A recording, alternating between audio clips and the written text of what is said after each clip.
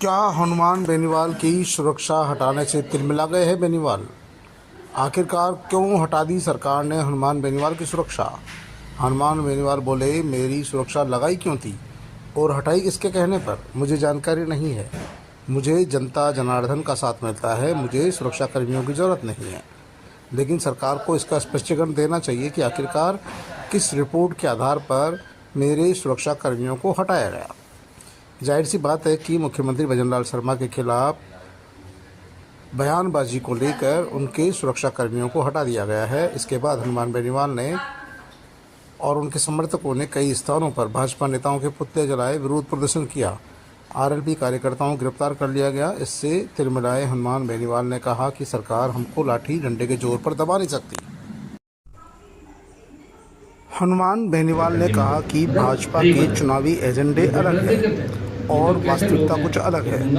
एक तरफ साधु संत और गौमाता के नाम से चुनाव लड़ती है, दूसरी तरफ देश भर में गौमाता को राष्ट्र पशु घोषित करने की मांग चल रही है। कई मुस्लिम संगठन धरने प्रदर्शन कर रहे हैं, लेकिन अब भाजपा नेताओं ने साफ कहा कि गाय को राष्ट्रीय पशु बनाने की कोई प्लानिंग नहीं है, न ही कोई ऐसा सरकार ने प्रस्ताव भेजा है। जाहिर सी बात है कि पश्चिम बंगाल में बीजेपी सरकार ने जिस गौ माता को लेकर वोट मांगे, वहाँ 14 वर्ष से बड़ी उम्र की गायों को काटने की अनुमति दे दी। इससे साफ है कि इनका गाय और गौ माता से कोई लेना देना नहीं है, इन्हें सिर्फ सरकार बनाने से मतलब।